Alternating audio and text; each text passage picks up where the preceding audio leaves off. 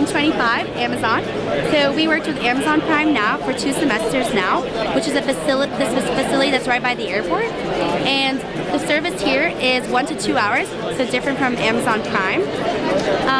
We noticed that there were 2 different problems when we walked around the facility. The first one being with the sewing protocol. So when items come into the facility, associates scan the barcode and then place the items on any location that they find. The first one, whether it's open or not, so they stack up items. And the different locations can be pallets, which are usually rectangles, or they can be bins in different aisles, and that's from different sizes. So this cheese would preferably be in an 18-inch bin, but some associates might place it in a pallet, for instance.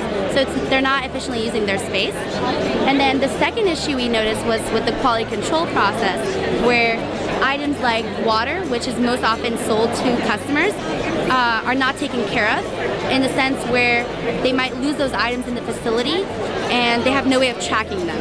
So the quality control that we are recommending to them is a much more improved quality control that will focus on their highest sold items. So we had 3 different objectives that we laid out during the semester. The first one being the picking rates that we wanted to increase.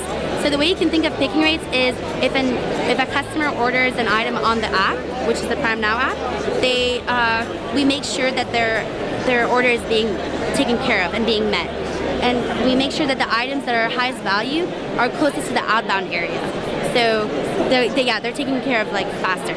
And then the second thing we were doing was to improve the space utilization. So that's what I was talking about with the Cheez-Its. You want to make sure that they're placed in an efficient space, an 18-inch bin, versus a pallet.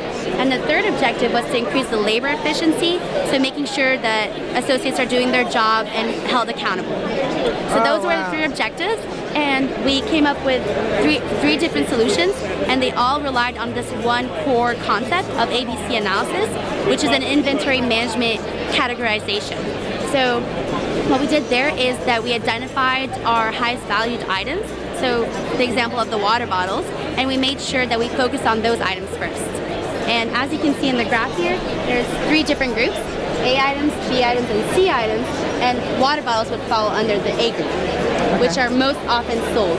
And they have 80% of the value, or 30% of the items. All the results were taken into account and implemented into our bin packing procedure, implemented into our inventory layout, and implemented our quality control.